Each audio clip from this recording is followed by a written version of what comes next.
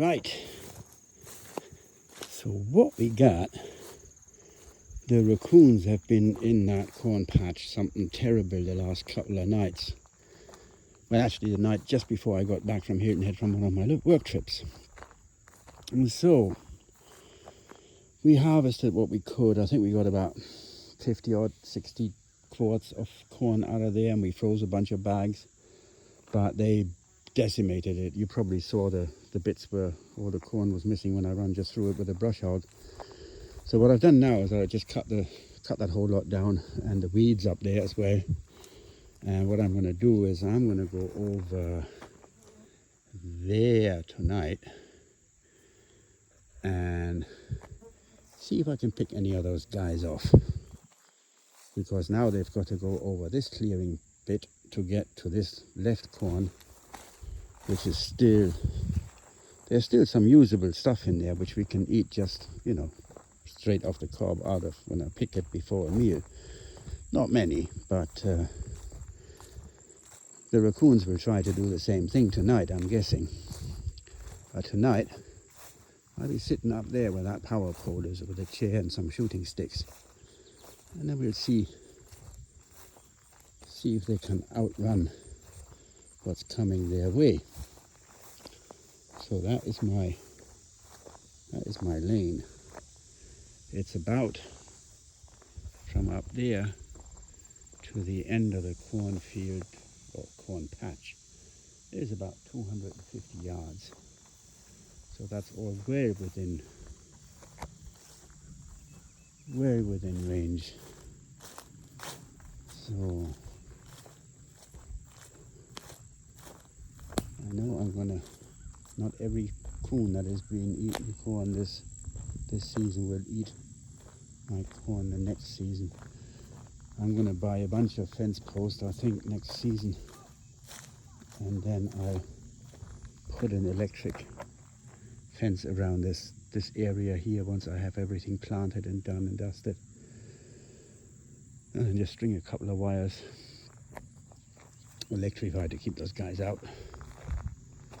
I mean, I planted, I knew it was going to happen, not to this extent. Last year it happened as well. We had some deer in here and some raccoon, and they ate some, and it's fine.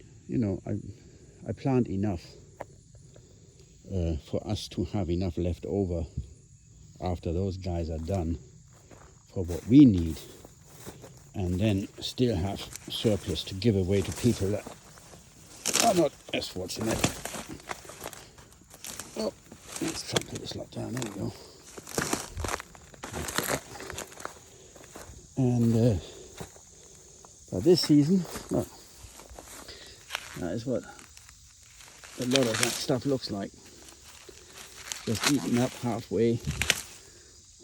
There, tons of it. There, they really went at it this time round. So yeah, I'm going to take it to them. It's game on.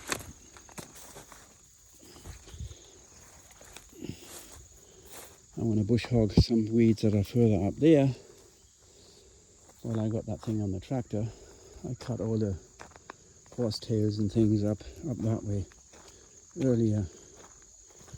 So, and I tried, I should have videoed it just for squirts and giggles.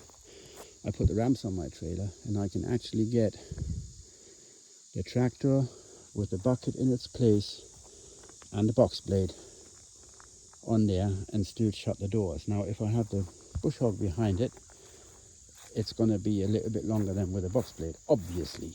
But what I can do is I can take the bucket off, put the arms above the bucket and just drive it another couple of feet forward, and then I can shut the doors at this angle here.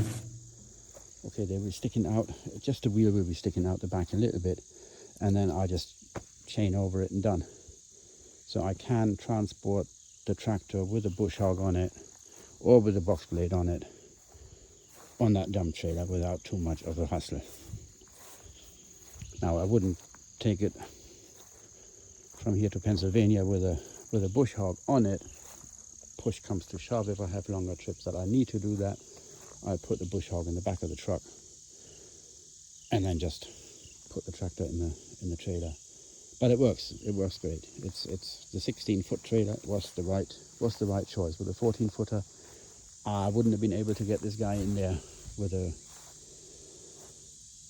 a box blade on it, and that is for me the most important part, to have a box blade so I can do driveway repair. I can hold the gravel, and I can have a tractor with a front bucket and a box blade on the back to repair driveways. That was my goal, to have a little bit of a side hustle. I'm not going to advertise it great.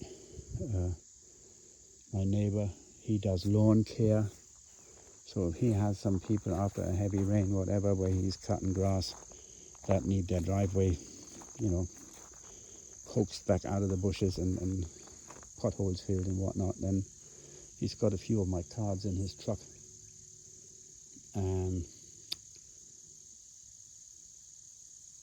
I get that work that way.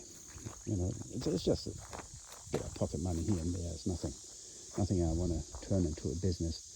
The trailer is more for my own use than anything else. But yeah, so that is where we are at right now. I want to scooch up there and kill some more weeds while I got the bush hog on the back of it. I'm going to leave you out of that one because it must be getting boring by now, and I may just do around our friend's camper. They haven't been here now in almost a year now. The awning has collapsed, has rotted through and fallen halfway off and stuff. They said they were going to come next week, so I sent them a text. I said, if you are sure that you'll come next week, then I'll cut the grass around the camper, because she is afraid of snakes and doesn't like tall grass, so she doesn't get out of the truck when the grass is too tall. But I haven't heard back from him, so I'll leave it for now until he either texts me back when they're coming, so I can cut the grass the day before or a couple of days before, or I'll be back in Hilton Head working. I don't know, but the offer is there. I just have to hear back from him. Right, more weeding with a bush hog. I'll see you guys later at some point, I'm guessing. So have a good one, take care, be safe.